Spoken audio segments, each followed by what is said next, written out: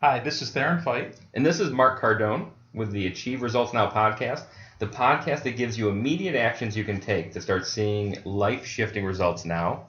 This is episode 3, where we're going to talk about ways to stay motivated. I'm very excited about this. We're going to first talk about making a list of the people that you want to surround yourself with, the people you want to limit, and then the people that you need to avoid. So let's start with the avoid. Now, in life, there's people that you encounter that, listen, you know right from the start that you don't want any part of them. But what happens is as you get older, you realize that there are people that you've been hanging around with and you're going in the wrong direction. And I think the first part is just making a list. Here are the people that are bad influences on me. Here are the people that I want to get in better shape and they're always pulling me to go out and party or whatever. There's people that I wake up in a great mood and then after I talk to them, I feel like jumping off a bridge. You know, those are the people that you want to avoid. So the first thing is making a list. Who are your top 3? Now, this can be tough because in life, we don't want to hurt people's feelings, I think most of us. So we have to do this gently. However, if you want to really expand and improve and get better in life, you have to pay attention to the people around you. And when somebody first gave me this piece of advice, I remember I think I was 19 years old, so it was a few years ago, a lot of years ago, and I hated this idea because I said, oh my God, I can't just stop talking to my friends. They're gonna go nuts. They're gonna hate me, and all of these things, and you know, and we're going to talk about this as another bullet, but you know what happens, I think, and the way to get around that is you're going to start adding people who are positive influences, and then you're going to not notice it as much, that you're moving out of one group and into another group of higher achievers and people who more reflect the values that you want to hit. So, you know, as much as everybody may be on the podcast saying, oh my God, this is the worst tip I've ever heard, I can't just immediately cut off all my friends. Stay in it, and it is a great tip, and it really helps. And if you have to cut out all your friends because they're all negative influences, you definitely need this podcast. Okay, so hopefully it's not all of your friends. It was pretty close to all of my friends. So. But this reminds me, I'm a parent, Mark, you're a parent, and I have a teenage daughter, and I'm really careful of who she hangs out with, and my wife and I really watch to make sure that the influences are positive. And anybody that has a teenager or had a teenager knows you can't tell them what not to do because they'll just do the opposite. You just have to kind of guide them. But as we're an adult, listen, we got to take charge. You know, maybe when we were a teenager we didn't know any better, and we were attracted to people that weren't good for us. But as adults, no excuses. You have to avoid those people at all costs. Absolutely. You don't have to hang out with anybody because your parents are friends. You don't have to hang out with anybody because you have for 20 years. So anyone who's a bad influence, and you know, bad influences in person, and then you know something else that I'd like to talk about is you know, people on social media who, you know, social media is just a breeding ground for ugly, and especially because most people first thing in the morning, you know, when their alarm clock goes off, they pick up their phone and they click right on Facebook, which is a horrible habit, first off, but people do it. And some of the stuff can be poisonous people on Facebook. So it's very easy to unfollow, you know, kind of skip those posts and try not to get overly emotional when you see it. Yeah, absolutely. And that kind of leads into number 2 is making a list of people you need to limit. Very well. Yeah. And this could be your family. Now listen, we have to love our family. We should love our family. I don't think we have to, but we should love our family. But let's face it, we all have family members that we really should limit our exposure to. And they're the ones that bring us down. Now sometimes it's for good reasons. I remember back when I was deciding what career path I was going to take, my parents have always been supportive of me, and they did not really support the career path that I wanted to choose, you know. And why did they do that? Well, they cared for me. They wanted the best for me. It wasn't a proven path. Not a lot of people were making money in it, and they wanted the best for me. So I had to limit my exposure of what I was listening to because I felt this was the right path for me, and it turned out 20 years later. Absolutely. It was. Absolutely. And I think, it's funny when you try and make the distinction because people always get confused and, well, do I have to limit this person or do I have to eliminate this person?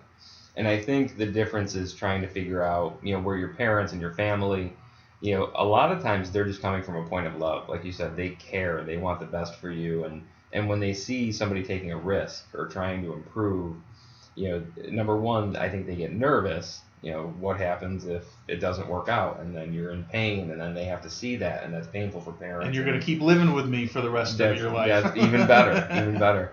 And and then there's also, I think, from the friend perspective, there are some friends who, they do tend to edge you away from your goals, both from a position of love and also from a position of, fear that you're going to leave them behind. And I think it's important to realize that. And if there's people you're very close to who are in that situation, it's good to just have that conversation and say, hey, you're important to me. I love you as a friend. I love you as a family member. You're with me on this journey. So, I hope I have your support.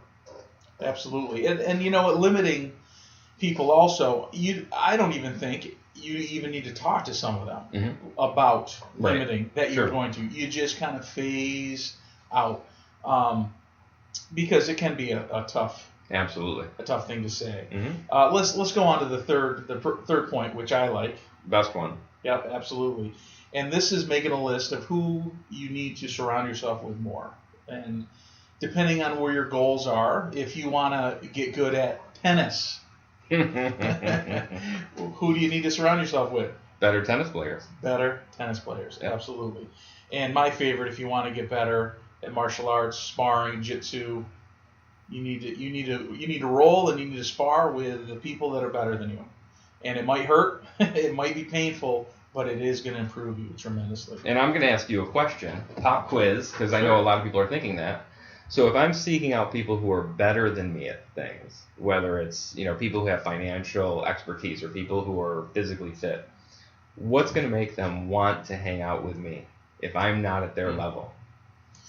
Well, first of all, you have to be positive. Mm-hmm. You have to go into the situation with the attitude of what can I give, or how can I serve? That's fantastic. Or what is it that this person, why would they want to talk to me? Mm-hmm. If you have the attitude of what can I get from this person, and especially if the person is very successful, whether it's financial or whatever, they're going to see that, and they're going to dismiss you. Basically, they're too busy. Absolutely. And I think that's the perfect response to that is, come at it from a genuine place where, I want to give, I'm here to add value, and also, don't be afraid to tell them, hey, you're the expert, I want to learn more, because I think people are always willing to help somebody who's genuinely out there looking to learn. I think, unfortunately, nowadays it seems like there's a lot of people that don't want to volunteer, that they... you mean I'm not getting paid for this? And one of the things that you have to remember is the knowledge that you're going to receive from just being around that person, just seeing them interact with whatever they're doing, to experience that firsthand. I don't know. You can't even put a price on that. Absolutely. And just being around those people will bring you to the next level. Absolutely. So I think that was a great question.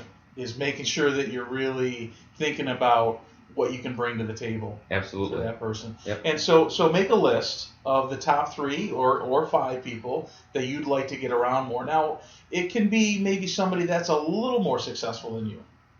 And that certainly is the easier person to approach. Absolutely. But also could go sky's the limit. Who's your person that you'd really want to get closer to? And figure it out. Absolutely. Who's your number one, and just get on the phone and try and get them, and you'd be surprised how easy that is. Absolutely. And something that I heard from, I believe it was Jim Rohn many years ago, he talked about that your attitude, your income, will be the average of the 5 to 10 people you spend the most time with. I think when I hear that to me is enough motivation to get me to take action, to reach out to people that I want to be like.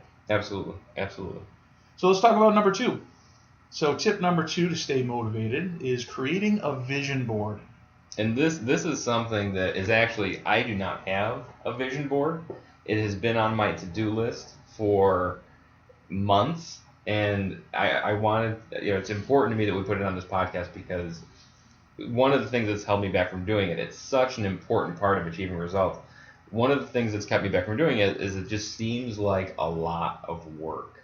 So putting it on this podcast specifically for our listeners who are saying, hey, I want something I can go home and do today to start seeing better results in my life, I think this is a home run and something that everybody can have done, within a week, or at least have started within a week, to start seeing results. So I'll let you. Yeah. So let's back up to make sure everybody understands what a vision board is. Oh, yes. Okay. So think about your goals. If you have a clear vision picture, if you will, of what you want to achieve, it's going to motivate you. It's going to help you and push you in the right direction.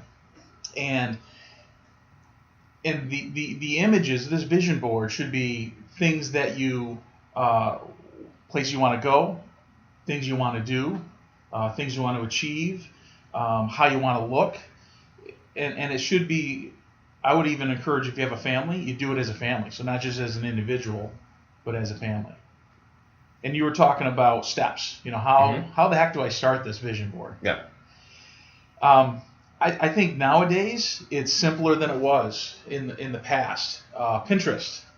You can make a folder in Pinterest, vision board folder. You can do searches on Pinterest.